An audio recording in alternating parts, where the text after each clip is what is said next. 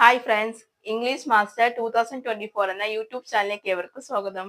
അപ്പൊ നമുക്ക് ഇന്നത്തെ ക്ലാസ്സിൽ നോക്കാനായിട്ട് പോകുന്നത് മോട്ടിവേഷന്റെ ക്ലാസ് തന്നെയാണ്. ഓക്കെ, അപ്പൊ അതിൽ വരുന്നത് പ്രൊവൈഡിങ് പോസിറ്റീവ് ഫീഡ്ബാക്ക്. അതായത് നമുക്കിപ്പോ ഇംഗ്ലീഷ് ക്ലാസ്, അതായത് സ്പോക്കൺ ഇംഗ്ലീഷിന്റെ ഒരു ക്ലാസ് എടുക്കുകയാണെങ്കിൽ തന്നെ നമുക്ക് അതിനെ പറ്റിയുള്ള അഭിപ്രായം, ക്ലാസ് എങ്ങനെ ഉണ്ടായിരുന്നു, നമുക്ക് എത്രത്തോളം മനസ്സിലാവുന്നുണ്ട്, അല്ല എന്തൊക്കെ കാര്യങ്ങളാണ് നമുക്ക് പറഞ്ഞു തരുന്നത്, നമുക്ക് എത്ര വേഗം നമുക്ക് ക്യാച്ചപ്പ് ചെയ്യാൻ പറ്റുന്നുണ്ട്, അതിനെ പറ്റിയിട്ടുള്ള കാര്യങ്ങളാണ് നമ്മൾ ഇന്നത്തെ ക്ലാസ്സിൽ ഡിസ്കസ് ചെയ്യാനായിട്ട് പോകുന്നത്. ഓക്കെ, അപ്പൊ നമുക്ക് അതാണ് പോസിറ്റീവ് ആയിട്ടുള്ള ഫീഡ്ബാക്ക് നമ്മൾ കൊടുക്കണം. ഇപ്പൊ ഒരാളെ നമ്മളെ പറ്റി ചോദിക്കാൻ ഈ ക്ലാസ് എങ്ങനെ ഉണ്ടായിരുന്നു എന്നൊക്കെ, അപ്പൊ നമ്മളിങ്ങനെ അഭിപ്രായം പറയും, നമുക്ക് എങ്ങനെ ഫീൽ ചെയ്തു, നമുക്ക് എങ്ങനെ എക്സ്പീരിയൻസ്ഡ് ആയി ആ ക്ലാസ് എന്നുള്ളത് നമ്മളത് മറ്റുള്ളവർക്ക് പറഞ്ഞു കൊടുക്കുക. എനിക്കിപ്പോ ഇങ്ങനെ ഇത്രത്തോളം എക്സ്പീരിയൻസ് ഉണ്ടായി, നല്ല ക്ലാസ് ആയിരുന്നു, വളരെ ഇൻട്രസ്റ്റിംഗ് ആയിരുന്നു എന്നൊക്കെ നമ്മൾ പറയത്തില്ല സ്വാഭാവികമായിട്ടും. അപ്പൊ അതുപോലെ നമ്മളത് പറഞ്ഞ് കൊടുക്കുക. അപ്പൊ അതിന്റെ ഓരോ 4 പോയിന്റ്സ് ആണ് ഞാൻ ഇവിടെ നിങ്ങളോടൊപ്പം ഷെയർ ചെയ്യാനായിട്ട് പോകുന്നത്. അപ്പൊ നമുക്ക് എന്തായാലും ഷെയർ ചെയ്യാം. ഓക്കെ, ഒന്നാമത്തെ ഫോക്കസ് ഓൺ സ്പെസിഫിക് ബിഹേവിയർ. അതായത് ഇപ്പൊ നമ്മൾക്ക് ക്ലാസ് എടുക്കുന്നവർ ഉണ്ടെങ്കിൽ അവരുടെ ബിഹേവിയർ, അവർ ഏത് രീതിയിലാണ് നമുക്ക് പറഞ്ഞു തരുന്നത്, എങ്ങനെയാണോ നമുക്ക് പറഞ്ഞു തരുന്നത്, ഇപ്പൊ നമുക്ക് മനസ്സിലായില്ലെങ്കിൽ കൂടി നമ്മൾ ചോദിക്കുവാണെങ്കിൽ അത് കൃത്യമായിട്ട് പറഞ്ഞു തരുന്നുണ്ടോ എന്നൊക്കെയാണ് നമ്മൾ ഡീറ്റെയിൽ ആയിട്ട് നോക്കുന്നത്. കാരണം എന്താന്ന് വെച്ചാല് ഇപ്പൊ നമുക്ക് ഓരോരുത്തരും ഓരോ രീതിയിലാണ് ക്ലാസ് എടുക്കുന്നത്. ഇപ്പൊ എല്ലാവരും ഒരുപോലെ ക്ലാസ് എടുക്കത്തില്ല, പലരും പല രീതിയിലായിരിക്കും ക്ലാസ് എടുക്കുന്നത്. സോ അവർക്ക് എങ്ങനെയാണോ താല്പര്യം അതുപോലെയാണ് അവർ ക്ലാസ് എടുക്കുന്നത്.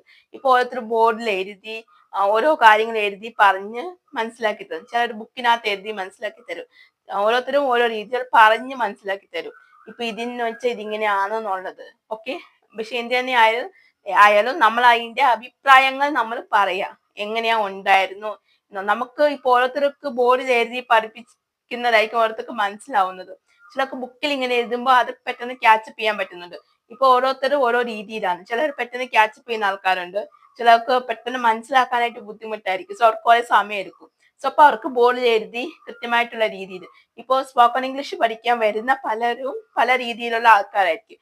ചിലവർ പെട്ടെന്ന് ക്യാച്ചപ്പ് ചെയ്യും, ചിലർക്ക് സമയം എടുക്കും, ചിലർ അത് കയറാനായിട്ട് ചിലർക്കൊരു ഇതുണ്ടാവും. അപ്പൊ പല രീതിയിലുള്ള ആൾക്കാരായിരിക്കും ഒബ്വിയസ്ലി ക്ലാസ്സിന് വരുന്നത്. സോ അപ്പൊ നമ്മൾ എന്താ ചെയ്യേണ്ടത്, നമുക്ക് അവരുടെ ഉള്ളിൽ നമ്മൾ മനസ്സിലാക്കി എടുക്കണം, ഇവർക്ക് എന്താണ്, ഇവർക്ക് എത്രത്തോളമാണ് കാര്യങ്ങൾ അറിയാം, എന്തൊക്കെ പ്രശ്നങ്ങളുണ്ട് എന്നൊക്കെ ഉള്ളത് നമ്മൾ പൊതുവെ മനസ്സിലാക്കുക. എന്നിട്ട് അവർക്ക് വേണ്ട അതുപോലത്തെ ഇതാണ് നമ്മൾ കൊടുക്കേണ്ടത്.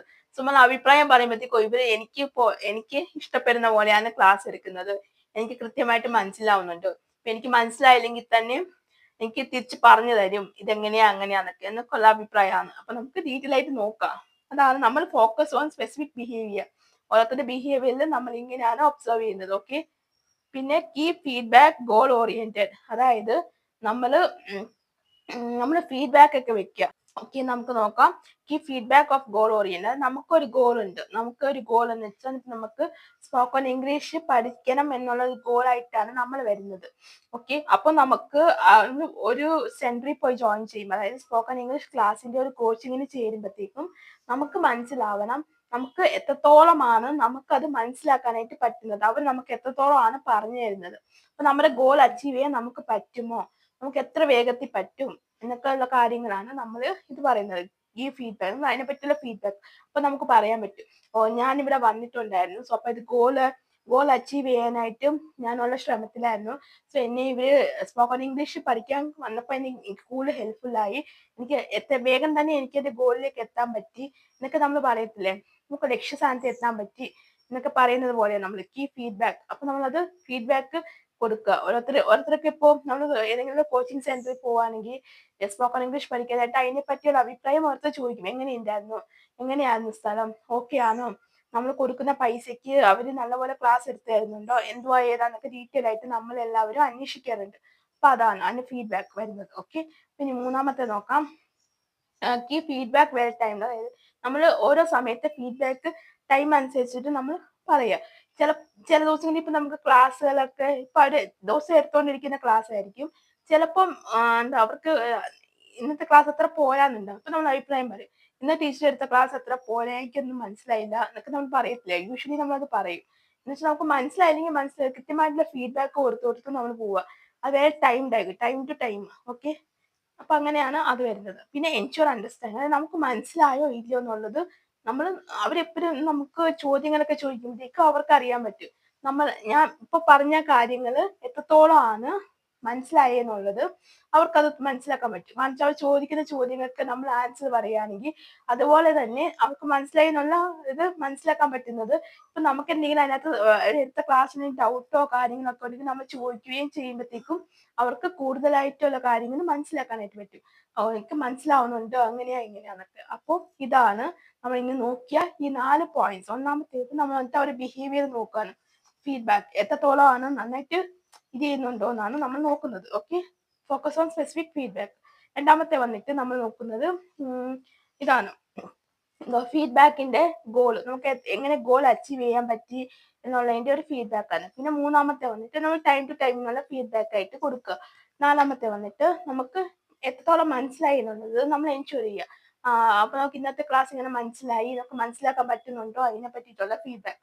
അപ്പൊ ഇതാണ് ഈ 4 ഫീഡ്ബാക്ക് ആണ് നമ്മൾ അപ്പോൾ ഇതിൽ ലിസണിങ്ങിന് നമ്മൾ പറയുന്നത്. ഓക്കെ, സോ അപ്പൊ നിങ്ങൾക്ക് പോസിറ്റീവ് ആയിട്ടുള്ള ഫീഡ്ബാക്ക് വരുന്ന ഈ 4 ഫീഡ്ബാക്ക് ആണ്.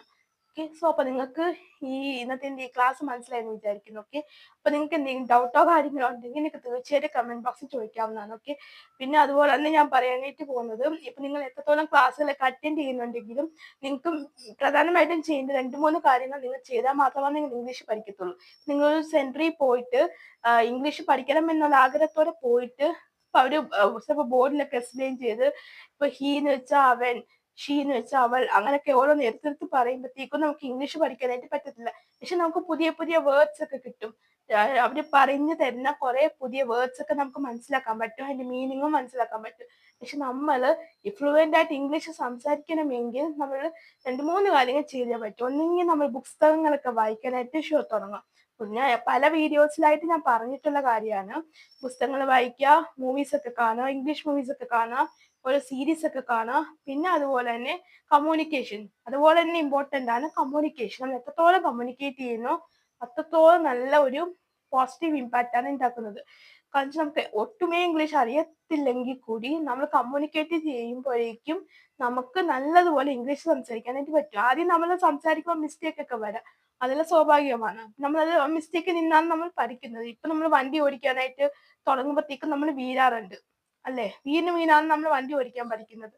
ഇപ്പൊ പിള്ളേര് പിച്ച് വെച്ച് നടക്കുന്ന പിള്ളേരാണെങ്കിൽ, കുഞ്ഞു പിള്ളേരാണെങ്കിൽ അവർ നടക്കും എന്തായാലും അവർ വീഴും. അപ്പൊ അതുപോലെയാണ് വീണാണ് അവർ നടക്കാൻ പഠിക്കുന്നത്. അപ്പൊ അതുപോലെയാണ് നമുക്ക് മിസ്റ്റേക്കുകളൊക്കെ വരാം.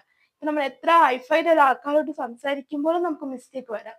അപ്പൊ നമ്മള് ആദ്യം എന്താ ചെയ്യേണ്ടതെന്ന് വെച്ചാല്, ഇപ്പൊ നമ്മള് അതുപോലെ ഇംഗ്ലീഷ് ഫോക്കസ് ചെയ്തിട്ട് കമ്മ്യൂണിക്കേറ്റ് ചെയ്യാനായിട്ട് ശ്രമിക്കുക. ഓക്കെ, സോ അപ്പൊ അതുപോലെ തന്നെ മൂന്നാമത്തെ എന്താണെന്ന് വെച്ചാൽ മിറർ പ്രാക്ടീസ്. നമുക്ക് കോൺഫിഡൻസ് കിട്ടാൻ വേണ്ടിയിട്ടാണ്.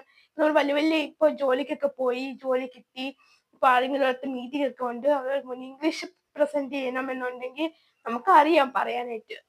അറിയാന്നല്ല, നമുക്ക് മനസ്സിലാവും പറയാനായിട്ട്. തിരിച്ചു പറയാനായിട്ട് നമുക്ക് പറയണമെന്ന് പറഞ്ഞ മനസ്സിലുണ്ട്.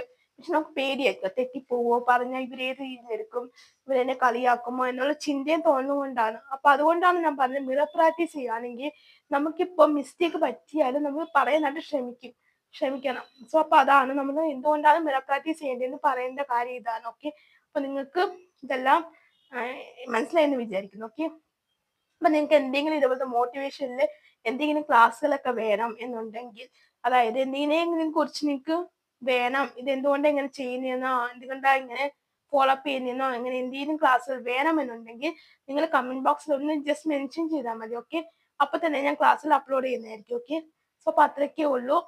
സോ അപ്പൊ ഇന്നത്തെ എൻ്റെ ഈ ക്ലാസ് നിങ്ങൾക്ക് ഇഷ്ടമായെന്ന് വിചാരിക്കുന്നു. ഓക്കെ, ഇഷ്ടമായിട്ടുണ്ടെങ്കിൽ നിങ്ങളൊന്ന് ലൈക്ക് ചെയ്യുക, ഷെയർ ചെയ്യുക. ഓക്കെ, അപ്പൊ അതുപോലെ തന്നെ സബ്സ്ക്രൈബ് ചെയ്യുക. സബ്സ്ക്രൈബ് ചെയ്യുമ്പോൾ തൊട്ടടുത്തായിട്ട് കുഞ്ഞു ബെല്ലൈക്കൺ ഉണ്ടാകും, അതും കൂടി എനേബിൾ ചെയ്ത് വെക്കുക. എന്നാൽ മാത്രമാണ് ഇതുപോലത്തെ യൂസ്ഫുൾ ആയിട്ടുള്ള മോട്ടിവേഷണൽ ക്ലാസ് ഒക്കെ ഇടുമ്പോൾ നിങ്ങൾക്ക് നോട്ടിഫിക്കേഷൻ കിട്ടത്തുള്ളൂ. ഓക്കെ, സോ അപ്പൊ എല്ലാവരും ഇംഗ്ലീഷ് നല്ല രീതിയിൽ പഠിക്കാനായിട്ട് ശ്രമിക്കുക. എപ്പോഴും തരുന്നൊരു ഉപദേശമാണ്, എല്ലാവരും അത് കേൾക്കുക. എത്ര പേര് കേൾക്കുന്നുണ്ടെന്ന് എനിക്ക് അറിയത്തില്ല, പക്ഷെ നിങ്ങൾ നല്ലപോലെ കേൾക്കുകയാണെങ്കിൽ ഭാവിയിൽ നിങ്ങൾക്ക് നല്ലൊരു ഇംഗ്ലീഷൊക്കെ സംസാരിച്ച് നല്ല ഉയർന്ന പൊസിഷനിലുള്ള ജോലിയൊക്കെ കിട്ടി നിങ്ങൾക്ക് നല്ല രീതിയിൽ ഇതാക്കാനായിട്ട് പറ്റും. ഓക്കെ, സോ അപ്പൊ എല്ലാവർക്കും മനസ്സിലായി എന്ന് വിചാരിക്കുന്നു. ഓക്കെ, സോ അപ്പൊ എല്ലാവരും നല്ല രീതിയിൽ ഇംഗ്ലീഷ് സംസാരിക്കണമെന്നാണ് എന്റെ പേഴ്സണലി ഒരു ആഗ്രഹം. ഓക്കെ, അങ്ങനെയാണ് എനിക്കൊരു ആഗ്രഹമുണ്ട്. ഞാൻ എടുക്കുന്ന ക്ലാസ്സുകളൊക്കെ നിങ്ങൾക്ക് മനസ്സിലാവുന്നുണ്ടോ ഇല്ലെന്ന് എനിക്കറിയത്തില്ല. പക്ഷെ എന്നാൽ കൂടി ഞാൻ പറയുന്നുണ്ട്. ഞാൻ പറയുന്നതൊക്കെ നിങ്ങൾ മനസ്സിലാക്കി വെച്ച് ഡൗട്ടൊക്കെ ഉണ്ടെങ്കിൽ ചോദിച്ച് നിങ്ങളെല്ലാവരും ഇപ്പൊ ഞാൻ ഇംഗ്ലീഷ് സംസാരിക്കുന്ന പോലെ തന്നെ സംസാരിക്കണമെന്നാണ് എൻ്റെ ആഗ്രഹം. ഓക്കെ, സോ നമുക്ക് എന്തായാലും അടുത്ത ക്ലാസ് ആയിട്ട് കാണാം. ഓക്കെ, അതായിരിക്കും. Bye bye, see U.